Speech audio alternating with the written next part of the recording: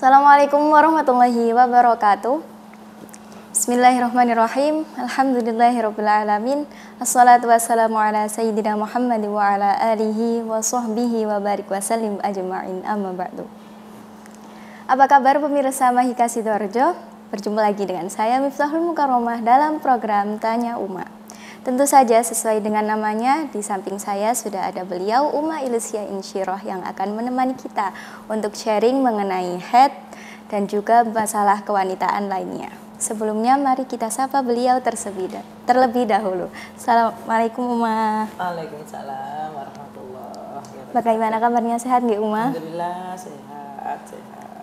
Keluarga dalam sehat sedanten Uma? Nggih, alhamdulillah. Dulu masa Omikron sudah berlalu. Jadi alhamdulillah sehat semuanya, insya Allah. Semua keluarga besar maupun ikam sehat semuanya. Alhamdulillah. Kalau perkembangan cucunya bagaimana Uma? Sudah sampai tahap mana? Ini sudah 5 bulan ini. Oh, jadi sudah 5 bulan. Sudah tambah lucu tentunya Mbak. Oh, sudah banyak ngoceh nih Uma? Nggih, betul. Alhamdulillah. Iya. Monggo. Sebelum memulai pembahasan hari ini, Uma, saya ingin mengulas kembali yang kemarin. Kemarin kan sudah dijelaskan ya Uma, bahwa mandi yang wajib dibasuh, dibersihkan, disucikan ketika mandi besar adalah anggota badan yang dibawa ketika sholat. Kemudian kemarin dengan teman-teman sharing-sharing dengan beberapa teman menemukan permasalahan baru Uma. Lalu bagaimana jika ketika mandi besar ada penghalang seperti cat kuku atau mungkin lem atau apa, tapi tidak diketahui baru diketahui ketika sudah selesai melakukan mandi besar. Jadi apakah mandi besar tersebut harus diulangi atau mungkin ada kemaafan karena ketidaktahuan mengenai penghalang tersebut? Bismillahirrahmanirrahim. Berarti ada cat kuku atau semuanya penghalang sampainya air di tubuh itu baru terlihat ketika selesai mandi. Gini, untuk sesuatu tersebut, karena mandi itu adalah membasuh semua anggota tubuh. Membasuh semua anggota tubuh merupakan syarat rukun. Maka ketika di situ ada sesuatu yang belum terbasuh, ya otomatis wajib diulang. Bukan wajib diulang, artinya syarat-syaratnya itu belum terpenuhi. Syarat mandi syarat mandinya belum terpenuhi. Terus bagaimana kalau kemudian terlihat atau nomor konangan, ya kemudian kok ada, maka ya sudah, karena kita semuanya sudah menyelesaikan itu dan tidak ada syarat untuk harus tertib. Kalau wudhu kan harus mulai awal. Kalau mandi boten, meskipun kakinya dulu atau badannya dulu atau manapun yang awal, ya itu tidak merupakan syarat harus urut. Jadi ketika mandi pokoknya semuanya terbasuh. Akhirnya yang tidak terbasuh itu bisa belakangan basuhnya. Oh, jadi tidak perlu diulang. Tidak perlu diulang karena juga menurut mazhab Imam Syafi'i itu juga tidak ada syarat harus mualat. Kenapa nih Uma? Mualat itu harus beruntut. Oh, beruntut. Artinya setelah dia menyelesaikan mandinya, kemudian kalau ada yang tertinggal, itu ya sudah, tinggal misalnya napa niku cat kuku. Cat kuku ada sedikit di situ. Loh, ini tadi tidak bisa terbasuh. Ya, kemudian ya sudah dihilangi pakai apa itu? Biasanya penghilang. Pakai aseton, langsung niat meneruskan mandi yang tadi, sudah dikasih air biur, sudah selesai. Kemudian dia wudhu lagi. Kalau memang di situ misalnya tadi dia sholatnya itu yang harus diulang, bukan mandinya. Karena ketika dia sholat, syarat mandinya belum terpenuhi, berarti mandinya tidak sah. Kalau misalkan sholatnya itu tadi sudah mencapai akhir waktunya apa tetap harus ada kewajiban mengqadha salat tersebut tadi kan? Kalau memang masih menangi takbir nggih, ya diteruskan aja. Dapat satu rakaat kemudian atau setengah rakaat nggih. Kemudian adzan, ya sudah diteruskan saja. Berarti kan sudah masuk waktunya tadi. Tapi kalau ketahuan chatnya itu setelah sehabis waktu sholatnya, baru ya harus diqadha.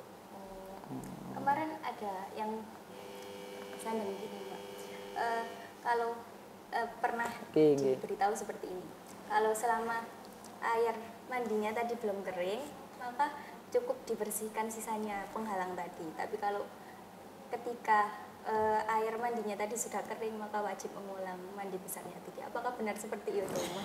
Itu tadi kan nurut mungkin madhab yang lain itu nggih. Kalau madhab Syafi'i ini gampang, nggih. Jadi tidak harus, ya itu tadi, tidak harus mualat. Kalau mualat itu kan pokoknya belum kering itu tadi. Ya, jadi harus berurutan gini. Kalau madhab Syafi'i enak tambahan Mbak Mif. Misalnya, ya kayak kemarin itu, habis mandi di kamar mandi satunya, kehabisan airnya, kerannya juga habis di lantai 1 misalnya.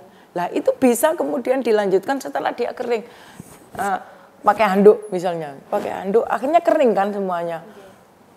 Belum lagi nanti antri, misalnya di lantai 2 nunggu sampai antri sampai kering semuanya. Loh, misalnya di situ ada air yang cuma sedikit, yang basuhan tadi ndak usah diulangi, ndak apa-apa. Oke, jadi ndak ada itu syarat itu tadi, mualat itu tadi.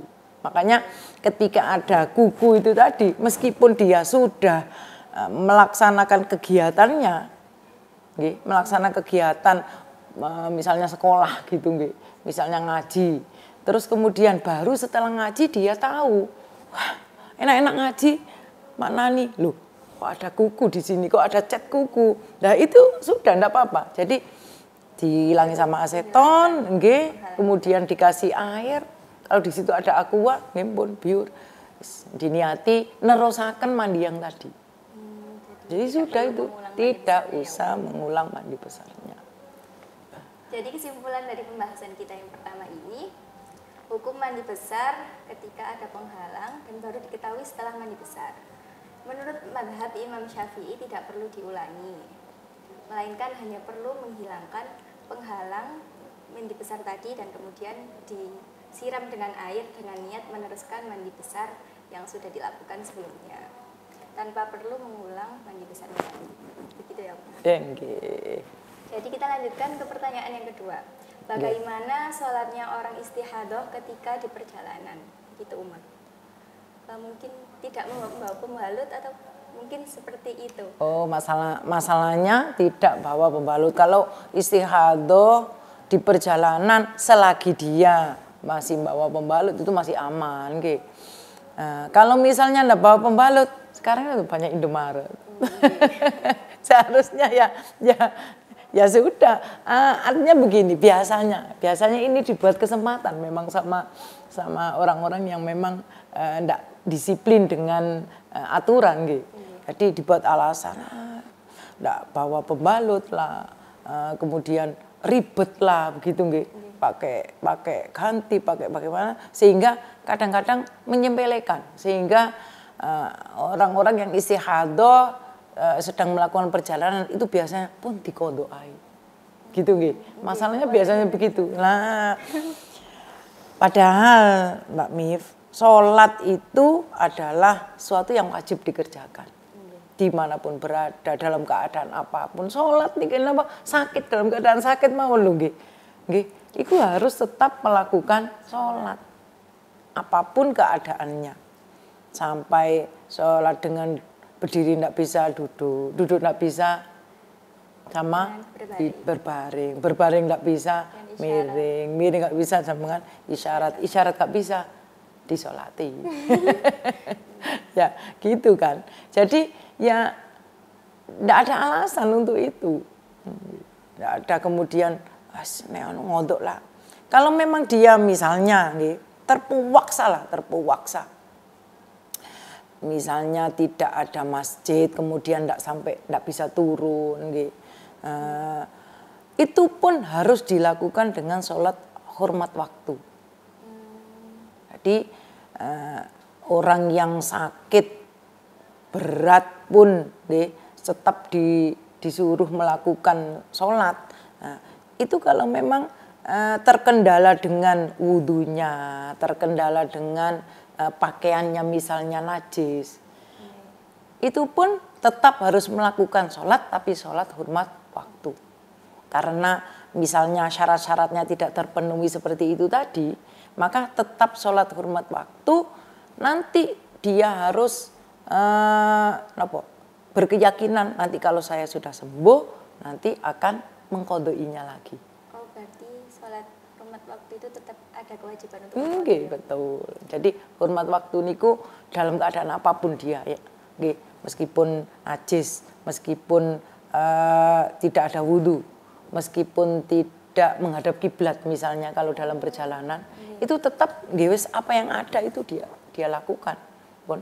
Lalu untuk tata cara sholat hormat waktu ini, apakah sama dengan sholat biasanya, Karena hormat waktu niku adalah apa yang ada, apa yang dia rasakan saat itu, ya seadanya itu. Kalau memang misalnya dalam perjalanan, masa bis dia bisa berdiri nggak? Misalnya dia bisa berdiri, tapi kan goyang, nanti jatuh, ya akhirnya ya sudah sama duduk. Sama duduk, di situ enggak ada debu di sini. Iya kalau memang ada. Cleaning service-nya bis itu bersihan, jadi disedoti semuanya, enggak ada debunya. Akhirnya apa? Ya enggak bisa tayamum. Ya tetap. Jadi sholat tanpa tayamum, hormat waktu nggih. Bisa jadi sholatnya dengan tanpa menghadap kiblat, sholatnya dengan tanpa wudhu atau tayamum. Itu sudah bisa dilakukan hormat waktu ini. Berarti seperti biasanya ya, Mas. Misalkan sholat maghrib, kemudian melakukan sholat hormat waktu, berarti seperti melakukan tata cara sholat maghrib seperti biasa. Karena apa dulu? Oh, misalkan ya karena istihadah tadi, kemudian menemukan masjid tapi sudah tidak cukup untuk waktunya tadi. Bagaimana, Umar? Oh, ngoten. Tidak cukup untuk waktu antri kamar mandi misalnya, kemudian mengganti pembalutnya dan yang lain. Itu ya tetap adaan itu, Mbak Mif. Hormat waktu itu kalau memang benar-benar dia tidak mampu sholat yang sebenarnya.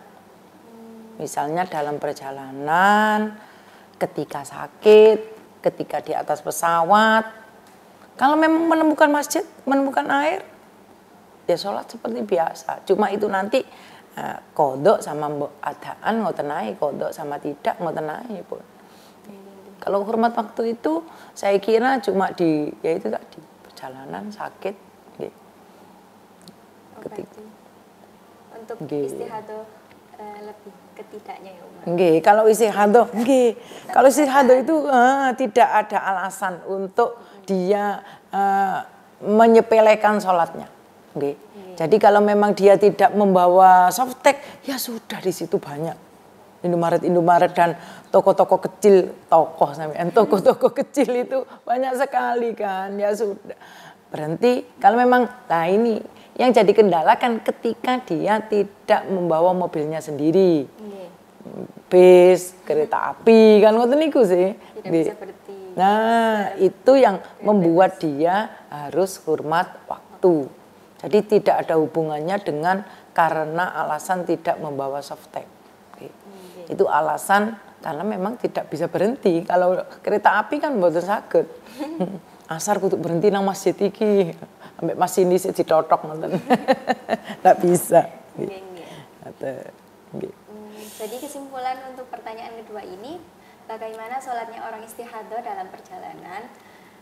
Tetap wajib diusahakan untuk melakukan sholat adaan, karena tidak ada alasan untuk orang istihadah menyepelekan sholat, terutama ketika perjalanan dilakukan seorang diri atau dengan kendaraan pribadi. Kita lanjutkan ke pertanyaan yang ketiga, yaitu dari @stqmh_1810. Soalnya begini Uma, bagaimana cara membersihkan darah di pembalut agar tidak dilihat oleh orang lain? Karena saya pernah dengar seperti ini, Ma. Katanya darah haid itu termasuk aurat. Apakah benar seperti itu, Ma? Oh, ada yang mengatakan gitu, Mbak Mifki. Dari teman-teman seperti itu. Gitu. Padahal auratnya orang perempuan itu mana aja sih, Mbak Mif? Dari ujung rambut sampai ujung kaki, Lah. kecuali kedua wajah dan telapak tangan. Nah, gitu Itu kan. benar, Ma. Berarti kan enggak ada darah kan di situ. Apa ya? Karena memang orang-orang menganggapnya darah itu adalah darah haid itu adalah salah satu ciri khas daripada seorang perempuan, maka kemudian mereka menyimpulkan kalau itu adalah sesuatu yang ada pada salah satu dari mereka gitu loh, sehingga ketika terlihat maka itu akan menjadi aurat ya, termasuk aurat, padahal ya tidak. Berarti bukan termasuk ya, Ma? Bukan. Tapi gini, darah haid itu kan yas'alunaka 'anil mahid qul huwa adza. Ada di situ kan bermakna adalah penyakit boleh, bermakna kotoran boleh. Bermakna kotoran ketika dia keluar. Kalau di dalam rahim dia belum kotor. Tapi ketika dia keluar itu memang kotoran itu. Lah, kalau sudah dicap kotoran begitu, berarti kan sama dengan kotoran-kotoran yang lain yang kita keluarkan. Misalnya ya istinja apa? Yang dari qadil hajat itu kan juga kotoran. Jadi artinya ya sudah. Cuma ketika kotoran itu kemudian berserakan dan kalau nyun sewu, kalau yang qadil hajat tadi, kotoran dari belakang itu kan memang masuk di toilet sehingga langsung hilang. Tapi ketika ada darah haid ada di pembalut dan kemudian di situ tercecer dan terlihat orang lain, ya masuk pada sesuatu yang menjijikkan, yang kotor. Jadi rananya itu tidak dalam auratnya perempuan, tapi lebih ke an-nadzafatu minal imannya itu. Sesuatu yang terlihat jelek, terlihat buruk dilihat, apalagi yang nyuwun sewu tidak hanya kadang juga berbau. Nah, tidak lihat jelek di mata, tapi juga di hidung juga enggak enak rasanya. Innallaha jamil yuhibbul jamal, kan ngoten. Gusti Allah itu suka pada keindahan.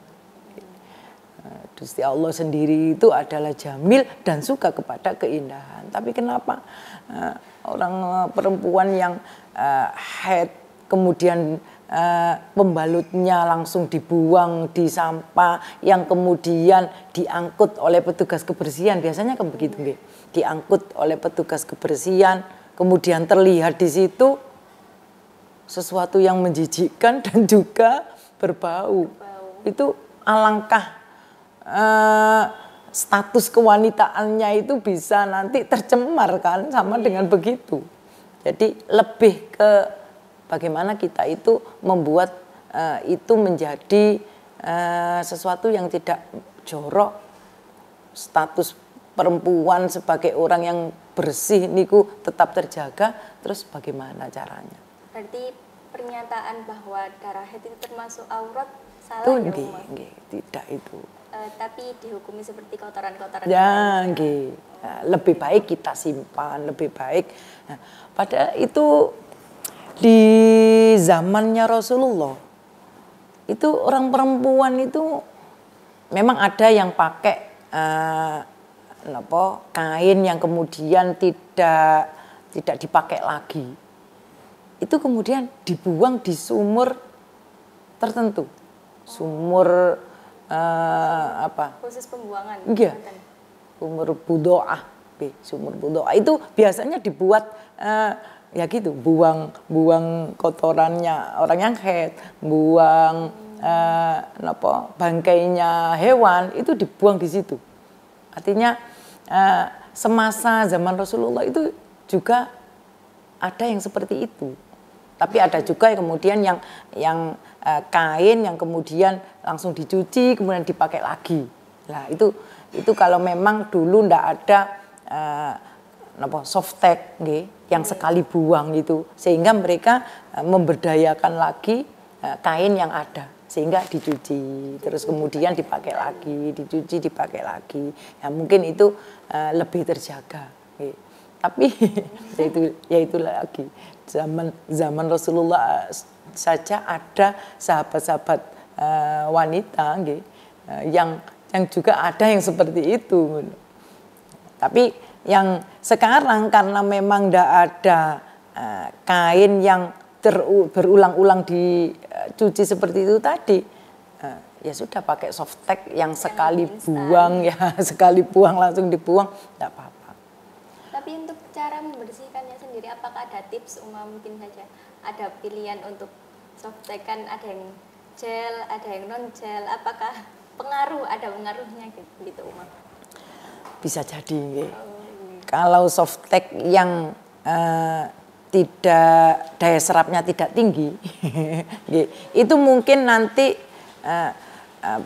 tingkat kejorokannya itu mungkin lebih terhadap baunya, terhadap sesuatu yang lembabnya di situ lebih banyak, mungkin cairannya lebih banyak.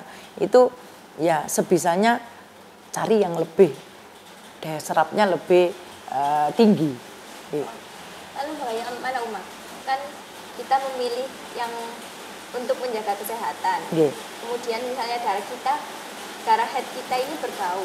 Kan sekarang sudah ada softtek pembalut yang memiliki fragrance atau wangi-wangian begitu. Jadi lebih diutamakan untuk menjaga kesehatan atau menjaga kebersihan dari bau-bau tersebut. Kan otomatis itu tadi, kalau ada yang lebih softtek yang ada pengharumnya ya, pengharum ruangan di situ, itu yang lebih baik ya begitu.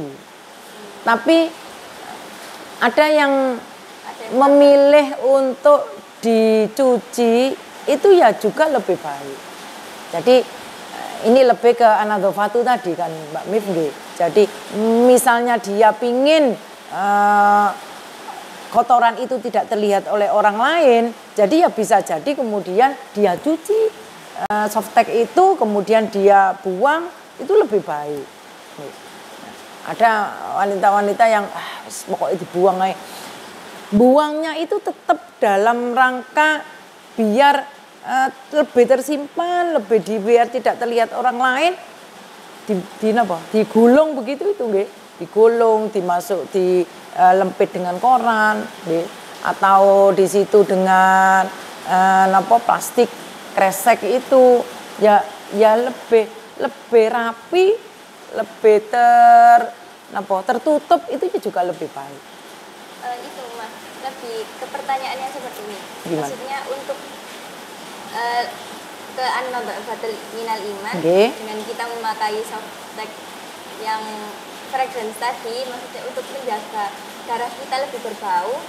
Tapi kan ada kabar seperti Uma, katanya pembalut dengan fragrance itu punya resiko kanker lebih besar daripada yang tidak ada fragrance seperti itu.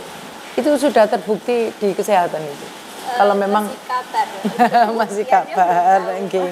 Jadi ya lebih ke kesehatannya.